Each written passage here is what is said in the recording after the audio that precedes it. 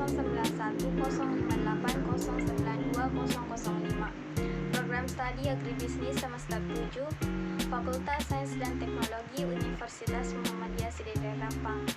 Baiklah, saya akan mempersingkat waktu. Saya akan membahas tentang materi analisis potensi pasar. Analisis potensi pasar. Walker Body Mullisin 2023 menghasilkan kesepakatan bagi sebagian pelaku bisnis dan menjadi ancaman bagi pelaku bisnis lain.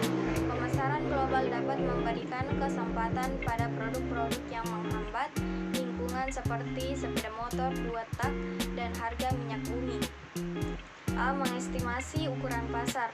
Ukuran pasar meliputi jumlah pembeli, rata-rata pembeli, dan frekuensi pembelian.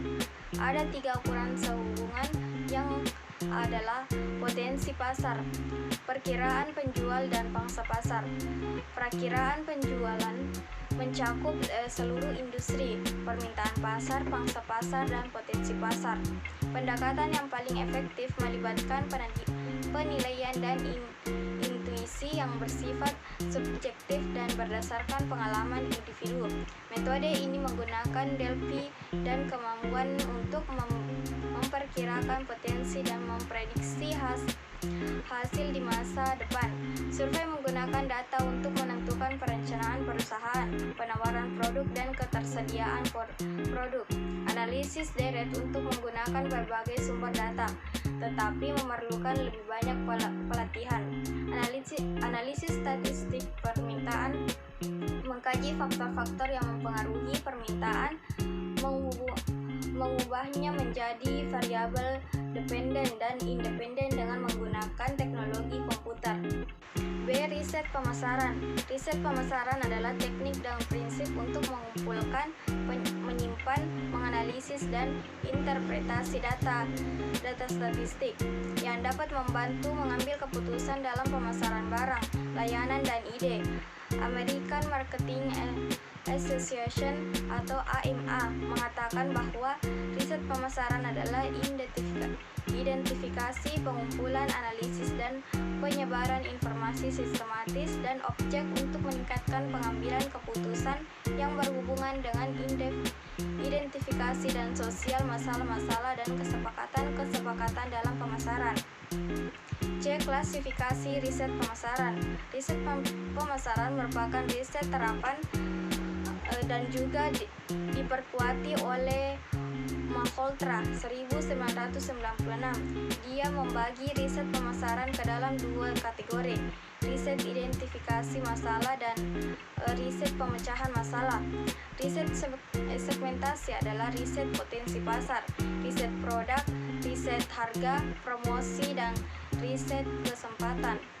Riset identifikasi masalah adalah riset potensi pasar, riset pangsa pasar, riset citra merek, riset perilaku konsumen, dan riset karakteristik pasar, riset penjualan, riset peramalan, dan riset tren bisnis. D. Proses riset pemasaran. Seperti telah disampaikan, riset pemasaran adalah sebuah proses yang dilakukan secara sistematis. Langkah-langkahnya harus jelas agar memenuhi kriteria riset yang baik. Proses penelitian melibatkan beberapa langkah, seperti yang dijelaskan oleh Malhotra 1996. Langkah-langkah tersebut meliputi pendefinisian pertanyaan penelitian, pengembangan pendekatan penelitian, pendefinisian pernyataan penelitian, penelaahan pertanyaan penelitian, penyusunan pertanyaan penelitian, pengumpulan data penelitian, penyimpanan dan analisis data, dan penyajian laporan penelitian. Laporan penelitian harus didokumentasikan dalam format yang mudah dibaca dan dipahami, dan hasilnya harus disajikan dengan jelas dan dalam pelaporan penelitian. E. Syarat-syarat riset yang baik. Untuk menjadi suatu penelitian yang baik, semua penelitian harus mengikuti metode ilmiah seperti yang dikemukakan Cooper dan Schleider. Kriteria penelitian yang baik meliputi penyajian yang jelas, perencanaan yang tepat, perilaku yang etis, analisis yang menyeluruh, tujuan yang jelas dan ringkas, serta pengalaman penelitian yang menyeluruh. F. Riset untuk pemasaran strategis. Riset merupakan bagian dari pengumpulan informasi untuk analisis situasi dan merupakan riset terapan yang dapat berupa riset pemecahan masalah dan riset identifikasi. Perlu pertimbangkan riset pemasaran dalam analisis situasi, informasi, sumber internal, data, dan hasil. Jadi itulah yang sempat saya sampaikan, lebih dan kurangnya mohon dimaafkan. Wabillahi taufiq wal hidayah. Wassalamualaikum warahmatullahi wabarakatuh.